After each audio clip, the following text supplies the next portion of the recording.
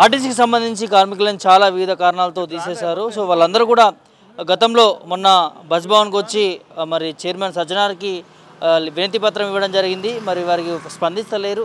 మరోసారి కలుద్దామని వస్తే అసలు లోపలికి కూడా వెళ్ళని పరిస్థితి. మనతో పాటు కొంతమంది నాయకులు ఉన్నారు. ఒకసారి వారితో మాట్లాడే ప్రయత్నం చేద్దాం. సరే, ఏంది అసలు ఎందుకు ఎందుకు కలవనియట్లేరు, అసలు ఏం చెప్తుంది? ఇప్పుడు మొన్న మేము 6th నాడు ఇప్పుడు మాకు ఏదైతే తెలంగాణ గవర్నమెంట్ ఇచ్చిన జీవో ఉందో ఆ జీవో కాపీని తీసుకొని వచ్చాము.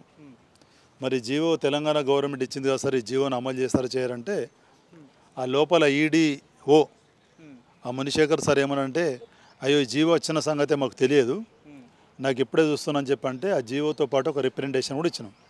ఇచ్చిన తర్వాత దాన్ని మొత్తం చదివి ఎండి సార్ లేడు, ఎండి సారు వచ్చిన తర్వాత డిస్కషన్ చేసి ఈ జీవోలో క్లియర్గా ఉన్నది, వితిన్ ఆర్టీసీ అప్పీల్ ఉన్నటువంటి వాళ్ళను 30 days లోపల, 3 అప్పీలు రిజెక్ట్ అయినటువంటి వాళ్ళను 60 days లోపల రిజిస్టర్మెంట్ చేయాలని ఉన్నది. దీన్ని మేము ఫాలో అవుతాము, దీన్ని ఒక 3-4 రోజుల లోపలనే క్లోజ్ చేస్తా అని చెప్పి అన్నాడు. అవసరం మీరు మళ్ళీ ఒకసారి వచ్చినా పర్లేదు, ఈ మంది అంత అవసరం, మీరు ఒక 4-5 మంది ప్రతినిధులు వస్తే దీనిని జాబ్ చేస్తా అని చెప్పిండు. దాన్ని బేస్ చేసుకొని నేను ట్యూస్డే నాడు ఫోన్ చేసిన డైరెక్ట్ అక్కడ సిరిసిల్ల నుండి ఎవరికి మునిశేఖర్ సార్ చేస్తే, సార్ ఏమనంటే అదే పని మీద మేము ఉన్నాము, ఎండి సారు ఇన్ని రోజులు ఫోన్లో మాట్లాడినాం, కానీ ఇప్పుడు ఇవాళ ఎండి సార్ ఏంటంటే ఫిజికల్గా వస్తున్నాడు, ఫిజికల్గా మాట్లాడి దీని డిసిషన్ తీసుకుంటాం, దీన్ని ఏదో ఒకటి చార్ట్ అవుట్ చేస్తామని చెప్పిండు. చెప్పిన తర్వాత 4-5 రోజులు అయిందని 4-5 రోజులుగా వారం రోజులకు రావాలని చెప్పి ఇప్పుడు వచ్చాము. వచ్చిన తర్వాత ఇప్పుడు ఈ మెయిన్ గేట్ల గత మమ్మల్ని ఆపేసిండ్రు. అడిగి పోతే లోపల ఒక ఎస్ఐ అతను కూడా నాతో నా ట్రైనింగ్ మేటు ఆయన ఈడీ సార్ అడిగితే ఈడీ సార్ అటదో రౌండ్ వేస్తున్నాడట. ఈడీ సార్ రౌండ్ వేయడం ఏంది సార్, నాకు అర్థం కాదు, హాస్పిటల్ రౌండ్ వేయడానికి? మేము ఎక్కడ కొంచెం 200-300 కిలోమీటర్ల దూరం నుంచి వచ్చినాం, మేము బాధితులము. అది ఇప్పుడు వీళ్ళు ఇక్కడ ఉన్నటువంటి ఆర్టీసీ కానిస్టేబుల్ హెడ్ కానిస్టేబుల్ వద్దంటారు, లోపలికి వద్దంటారు అంటే ఇప్పుడు చాలామంది లోపలికి పోతున్నారు. ఇలా మేము ఆల్రెడీ ఇంకెందుకంటే మాకు ఆర్టీసీ నుంచి ఇంకా మాకు పూర్తిగా తెగదెంపులు కాలేదు కదా. మా ఇందులో పిఎఫ్ డబ్బులు ఉన్నాయి, సీసీ డబ్బులు ఉన్నాయి, ఎస్బిటి ఉంది, ఎస్ఆర్బిఎస్ ఉంది. ఇది చాలా ఎంత దారుణంగా ఉన్నదంటే అసలు ఇది ఈ బస్ భవన్ అనేటువంటిది ఇప్పుడు ఎండి సజ్జనార్ సార్ వచ్చిన తర్వాత అసలు ఈ బస్ భవన్ అనేటువంటిది తెలంగాణ రాష్ట్రంలో ఉన్నదా లేకపోతే ఇది పాకిస్తాన్ బంగ్లాదేశ్ కంట్రీలో ఉన్నదా నాకు అర్థమవుతలేదు. ఎందుకంటే ఇప్పుడు ప్రతిదీ కార్పొరేట్ ఆఫీసు తెలంగాణ రాష్ట్రానికి. తెలంగాణ రాష్ట్రం ఎంత దాదాపు 100 డిపోలు ఉన్నాయి. 100 డిపోలలో ఏంటంటే దాదాపు 43-45 మంది కార్మికులు ఉన్నారు. ఆ 45 కార్మికులు 45 డిఫరెంట్ ప్రాబ్లమ్స్ ఇది ఎన్నో ప్రాబ్లమ్స్ ఇది వస్తుంటారు. వస్తే వాళ్ళ ప్రాబ్లం ఏంది తెలుసుకొని వాళ్ళని చార్ట్అవుట్ చేసి పంపించాలి. కానీ మెయిన్ గేట్ కాడ గేట్లు అనేది పెట్టి ఇదేదో పెద్దది మన తీవ్రవాద టెర్రరిస్ట్ లాగా ఇది ఆపడం ఎంతవరకు కరెక్ట్ ఇది? ఎందుకంటే దీని మీద ఇప్పుడు గవర్నమెంట్ ఏంటంటే ఇప్పుడు సీఎం సార్ కానీ లేకపోతే కన్సర్న్ ట్రాన్స్పోర్ట్ మినిస్టర్ కానీ రెస్పాండ్ అయ్యి ఇప్పుడు ఒక గ్రీవెన్స్ ఇది వస్తే గేట్లు ఆపడం ఏంది? ఏం చెప్తున్నారు వాళ్ళు, ఎందుకు మిమ్మల్ని లోపలికి అలౌ చేస్తున్నారు? అది ఇప్పుడు అడగడానికి వీళ్ళు ఇప్పుడు వీళ్ళు ఆర్టీసీ కానిస్టేబుల్ వీళ్ళు అంతా ఏమంటారు అంటే మేము ఆ దాంట్లో లోపలికి అంటారు. ఇప్పుడు నేను ఈడీ సార్కి డైరెక్ట్ ఫోన్ చేశాను, మీరు ఎందుకు మమ్మల్ని ఎందుకు ఆ దాంట్లో లోపలికి వచ్చాను? ఈడీ సార్ ఒక పిఏ ఫోన్ ఎత్తాడు. పిఏ ఫోన్ ఎత్తి సార్ మీటింగ్ నుండి మీటింగ్ అయిపోయిన తర్వాత మాట్లాడు. ఏ మీటింగ్ వచ్చిందే ఇప్పుడు వచ్చిండ్రు, ఏం మీటింగ్ ఉంటుంది? ఇంత పెద్ద సమస్య ఇప్పుడు 496 మందికి గవర్నమెంట్ ఆఫ్ తెలంగాణ ఒక జీవో ఇచ్చింది. ఆ జీవోను గవర్నమెంట్ ఆఫ్ తెలంగాణ ఇచ్చే జీవోని అయితే అమలు చేయాలి కదా, నువ్వు అమలు చేయవు. ఇప్పుడు సజ్జనార్ సంధిని అమలు చేయనప్పుడు అది ఎందుకోసం అమలు చేయని ఒక రిటర్న్ అయితే రాసియాలి కదా కాగితం, లేకపోతే ఇక్కడ నోటీస్ బోర్డుని అతకబెట్టాలి. గవర్నమెంట్ జీవో ఇచ్చింది కానీ ఈ జీవోని నేను ఫాలో గాను, నా ఇష్టము, ఈ బస్ వన్ అంతా నేనే కింగ్ నేనే రాజు అని చెప్పి ఇక్కడ ఒకటి అతకబెట్టాలి. అప్పుడు మళ్ళీ మేము గవర్నమెంట్ దగ్గర పోతాం కదా. గవర్నమెంట్ జీవో ఇచ్చింది, ఆ జీవో ప్రకారం మీకు ఉద్యోగాలు ఇస్తారని చెప్పి ఆ ప్రజాభవన్లో నోడల్ ఆఫీసర్ దివ్య మేడం గారు మమ్మల్ని ఇక్కడ పంపించాయి. చిన్నారెడ్డి సార్ మీరు ఏదున్నా బస్ భవన్ కోరని చెప్పి వాళ్ళు పంపించారు. ఈడికి వస్తే వీళ్ళు ఏంటంటే కథ మొత్తం మమ్మల్ని ఒక అసలు మాకు తెలంగాణలో బతికే హక్కులు ఏంటంటే వీళ్ళు ఎలగొట్టడం, ఇది చాలా బాధాకరంగా ఉంది. ఒకవైపు ప్రజాపాలన మేము ప్రజల సమస్యలను పరిష్కరిస్తున్నామని చెప్తా ఉన్నారు. మీరు చాలా రోజుల నుంచి కూడా అధికారుల దగ్గర కావచ్చు, సంబంధిత మంత్రుల దగ్గరికి వెళ్ళి మీ ఆవేదన చెప్పుకుంటా ఉన్నారు, కానీ ఇప్పటికీ మీ సమస్య సాల్వ్ అవ్వట్లేదు. ప్రభుత్వం నుంచి జీవో పాస్ చేసినాక ఎందుకు ఇక్కడ ఆగిపోతా ఉంది అనుకోవచ్చు? ఇప్పుడు ప్రజాపాలన అని చెప్పి మన ముఖ్యమంత్రి సారు ప్రజాపాలన పెట్టిండు, కరెక్టే. ఆ ప్రజాపాలన ఎన్ని డిపార్ట్మెంట్లలో ఇప్పుడు మన తెలంగాణ రాష్ట్రంలో ఎన్ని డిపార్ట్మెంట్లు ఉన్నాయి, ఆ డిపార్ట్మెంట్లో వేరే డిపార్ట్మెంట్లో పరిష్కారం అవుతున్నాయి కావచ్చు, కానీ ఈ బస్ భవన్లో ఆర్టీసీలో సజ్జనార్ సార్ దగ్గర ఎందుకంటే ఏ రిక్వెస్ట్ కూడా ఏ గ్రీవెన్స్ కూడా సాల్వ్ అవుతలేదు. ఇప్పుడు తెలంగాణ ప్రభుత్వం ఇచ్చిన జీవోనే తొక్కి పడేసినట్టు ఇక్కడికి ఏడ ప్రజాపాలన నడుస్తున్నది. ఆ జీవో కూడా ఒక నంబర్ ఇచ్చిన 938 జీవో అని చెప్పి. అసలు ఆ జీవో ఎందుకు ఇచ్చినట్టు? జీవోను ఎందుకు ఇచ్చినట్టు?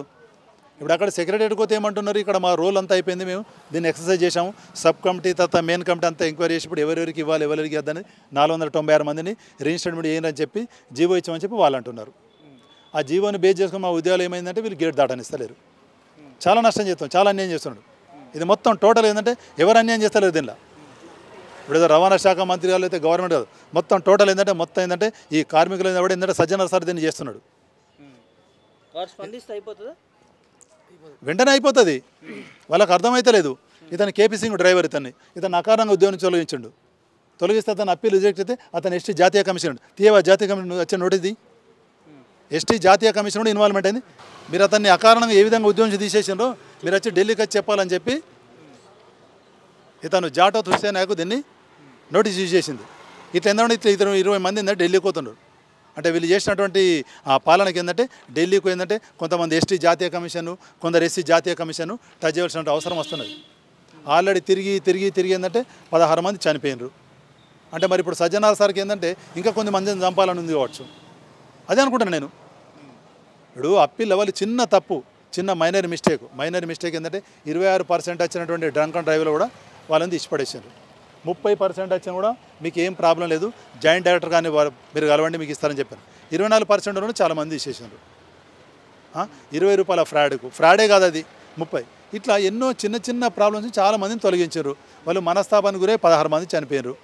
మరి ఇప్పుడు ఈ జీవో ఇచ్చిన తర్వాత జీవో అమలు చెప్తే మరి ఇంకా కొంతమందిని చంపుతారా ఏంది? అరే ఇంత పెద్ద బస్బోన్, ఇది ఒక కార్పొరేట్ ఆఫీసు, ఇది 43,000 44,000 మంది కార్మికులకు ఇది ఒక క్షేత్రస్థాయిలో ఉంది. ఈ ఆఫీసులో కొందండి దీనిలో ఏముంటుంది? మా దగ్గర ఉన్న కత్తులు ఉన్నాయా, కటార్లు ఉన్నాయా, లేకపోతే ఏమన్నా మా దగ్గర కట్టెలు ఉన్నాయా? మేము నిజంగా ఏదైనా ఎడ్యుకేషన్ చేస్తాం కూడా ఎంతమంది పోలీసులు ఉన్నారు అక్కడ? మాకు ఒక్కొక్క మందికి ఒక 3 మంది పోలీసులు. అసలు ఏమైనా వేయడానికి వీలుంటుందా? అంటే భయం అయింది. మరి ఇప్పుడు ఈ సస్పెండెడ్ రిమూవ్డ్ ఎంప్లాయీస్ను సజ్జనార్ సార్ వస్తే అసలు భయం అవుతుందా? నేను అదే అడుగుతున్నా. అరే సార్ మీరు ఇంత పెద్ద సూపర్ పవర్ ఐపీఎస్ ఆఫీసర్ కదా సార్, మీరు ఒక additional director general of police అయింది. మరి చిన్న వాళ్ళైన వాడి కథను తొక్కుడు మొత్తం కీసమంటున్నారు వీళ్ళు. ఒక డిపో మేనర్ను మొత్తం తొక్కుడు దొక్కితే ఆయన కూడా ఇప్పుడు ఎస్టీ కమిషన్ ఢిల్లీలో ఉన్నాడు, జాతీయ కమిషన్ దగ్గర. జాటోత్ హుస్సేనాకు దగ్గర భార్య పిల్లల్ని తీసుకొని పోయి అక్కడ ఏడుస్తున్నాడు. ఒక డిపో మేనేర్ను. మేమంటే వర్కర్లం ఏంటంటే తక్కువ చదువుకున్నాడు, చదువు రాదు కోసం మేము మిస్టేక్ చేసాం. డిపో మేనేర్ ఏం తప్పు చేస్తాడండి? డిపో మేనేజర్లు, డివిజనల్ మేనేజర్లు, మెకానికల్ ఫోర్మెన్లు ఎంతమంది రుచికొత్తగా వస్తున్నాడు అసలు. ఇప్పుడు మీరు అన్ఫార్చునేట్గా మీరు ఇక్కడికి మీడియా ప్రతినిధి వచ్చారు, మీకు సంతోషం ఏంటంటే కనీసం మీరన్నా మా యొక్క బాధను అర్థం చేసుకొని బస్సు భవన్ ముందట ఇదొక ప్రతి కార్మికుడు, ఎందుకంటే అల్టిమేట్గా అక్కడ డిపో మేనేజర్ దగ్గర, డివిజనల్ మేనేజర్ దగ్గర, రీజనల్ మేనేజర్ దగ్గర, ఎగ్జిక్యూటివ్ డైరెక్టర్ దగ్గర కానటువంటి ఇష్యూల కోసం ఏంటంటే ఇక్కడ కార్పొరేట్ ఆఫీస్ ఉందని చెప్పి మేనేజింగ్ డైరెక్టర్ సార్ దగ్గర కానీ లేకపోతే ఎగ్జిక్యూటివ్ డైరెక్టర్ దగ్గర అసలు ఇక్కడ ఇక మీరు మీ సమస్యనైనా కూడా కథను తొక్కి పడేస్తే అసలు ఇక కామన్ మ్యాన్కి ఎక్కడ జస్టిస్ జరుగుతుంది? జస్టిస్నే నరికి పడేస్తున్నారు కదా. ప్రభుత్వ ఉద్యోగులకే న్యాయం జరగట్లేదు, సామాన్య ప్రజలకు ఎవరికి జరుగుతుంది? మేము ఎంప్లాయీస్ ఇప్పుడు ఏదో మా ఈ తప్పే కదని చెప్పి ఇప్పుడు ఆ కమిటీ ఎక్సర్సైజ్ చేసింది కదా. చేసిన తర్వాత ఇప్పుడు ఆ జీవోను తీసుకున్న జీవోను అమలు చేయకుండా మమ్మల్ని తిప్పడం రోజు అవుతారు. 28 ఏప్రిల్ 28 మే అయింది ఆల్రెడీ. ఇప్పుడు నేను 30 days రిజిస్ట్రేషన్ చేయాలన్నది. నేను మన అప్పీల్లోనే ఉన్నా.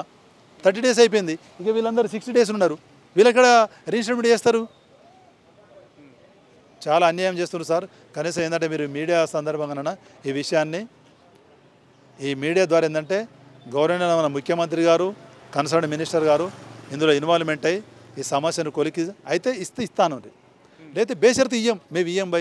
మీరు ఎందుకంటే మీరు చాలా పెద్ద మీరు బాగా నేరం చేశారు, ఆర్టీసీ కార్పొరేషన్ బాగా డ్యామేజ్ చేశారు, బాగా నష్టం చెప్పి ఒక లెటర్ ఇచ్చేస్తే తలో దారి చూసుకుంటాం కదా. ఇంకెన్నో మార్గాలు ఉన్నాయి కదా. ఎస్సీలు ఎస్టీ కమిషన్కి వెళ్తారు, ఎస్సీ కమిషన్కి వెళ్తారు, బీసీలు ఓసీలు లోకాయుక్తకి వెళ్తారు, ఇంకా వేరే వాళ్ళు హైకోర్ట్ ఆఫ్ తెలంగాణకి వెళ్తారు. అదని ఉండాలి కదా. మంత్రి గారి దగ్గరకు పోతే కూడా నేను అదే పని చేస్తున్నా 3-4 రోజులు అయిపోద్దని చెప్పి మంత్రి గారు చెప్తారు. ఇక సీఎం గారి దగ్గరికి మాకు పోయే అవకాశం లేదు. ఇక్కడ ఎండీ సార్ని పెట్టినరు. ఎండీ సార్ దగ్గరకు పోతే ఏంటంటే గేట్లు పెట్టేస్తున్నారు. ఎక్కడ ఇక సామాన్యుడిగా అసలు ఎక్కడ జస్టిస్ చేస్తున్నారు? ఇగో సార్, ఇప్పుడు రిమూవ్ అయినటువంటి ఆర్టీసీ ఎంప్లాయీస్ను తిరిగి రిజిస్టర్ చేయాలని చెప్పి గత 14 నెలల నుంచి రిక్వెస్ట్ ఇది ఎజిటేషన్ చేస్తలేరు వీళ్ళందరూ. రిక్వెస్ట్ చేస్తే 14 నెలలు అయిపోతుంది. ఎక్కడికైనా పోలీసే. బస్ భవన్కి పోతే పోలీస్, సెక్రటరీకి పోతే పోలీస్, ప్రజాభవన్కి పోతే పోలీస్, ఎక్కడికైనా పోలీసులను మోహరించాడు సజ్జనార్ సార్. కానీ ఈ సందర్భం ఏంటంటే ఇప్పుడు తిరిగి తిరిగి తిరిగి విసిగి వేసారిపోయి బరువు తగ్గిపోయాను, ఆరోగ్యాలు ఖరాబ్ అయిన మొత్తం ఏంటంటే వాస్తవంగా పైన దేవుడు అంటే ఉంటే మా పాప మాత్రం ఖచ్చితంగా సజ్జనార్ సార్ తగులుతుంది. అంతే ఇక అల్టిమేట్గా వీళ్ళందరూ కూడా అదే అభిప్రాయం చెప్తాను. దీంట్లో జాప్యం చేయకుండా క్లారిటీ ఇవ్వాలని చెప్తారు అంతేనా?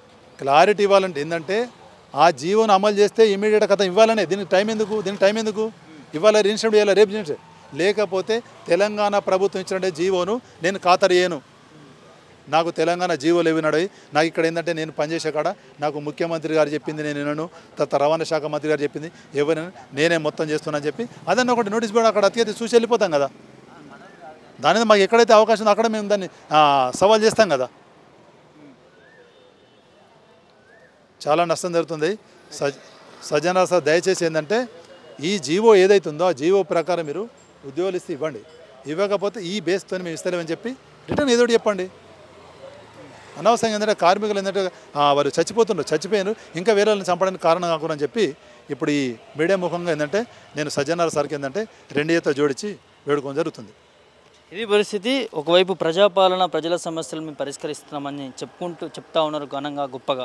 కానీ ఇక్కడ మరి ఏదైతే ఆర్టీసీకి సంబంధించినటువంటి రిమూవ్ అయినటువంటి ఎంప్లాయీస్ని తీసుకోవాలంటూ కూడా మరి ప్రభుత్వం నుంచి జియో కూడా జారీ చేశారు. కానీ మరి ఇక్కడ ఎండి సజ్జనార్ సార్ మరి వీళ్ళు ఇచ్చే మెమరాండం కావచ్చు, లేకపోతే వీళ్ళపైన సానుకూలంగా స్పందిస్తలేరు. సార్ కలుస్తారని చెప్పి కూడా వీళ్ళు చాలా ఎత్తున మొన్న పోయిన వారం కూడా భారీ ఎత్తున కార్మికులు వచ్చి ఇక్కడ కలిసే ప్రయత్నం చేశారు, కానీ కలవలేదు. ఇవాళ కూడా మరి ఒక 5-6 మందితో వచ్చి కలిసే ప్రయత్నం చేస్తా ఉన్నా కూడా ఒకసారి చూడొచ్చు ఇక్కడ గేట్ దగ్గర వాళ్ళే రమ్మన్నారని చెప్తాను. ఒక్కసారి ఆ గేట్ దగ్గర చూడొచ్చు దాదాపు ఒక 10-15 పోలీసులు అందరూ కూడా ఇక్కడ లోపలికి అలో చేయకుండా ఓన్లీ కార్మికులకు సంబంధించి ఎవరైతే కార్మికులకు సంబంధించి వాళ్ళని లోపలికి వెళ్ళనీయకుండా ఇక్కడనే బయటనే ఆపుతున్నటువంటి సిచ్యువేషన్ చూస్తూ ఉన్నాం. కేవలం వీళ్ళు ప్రొటెస్ట్ చేయడానికి దేనికి రాలేదు.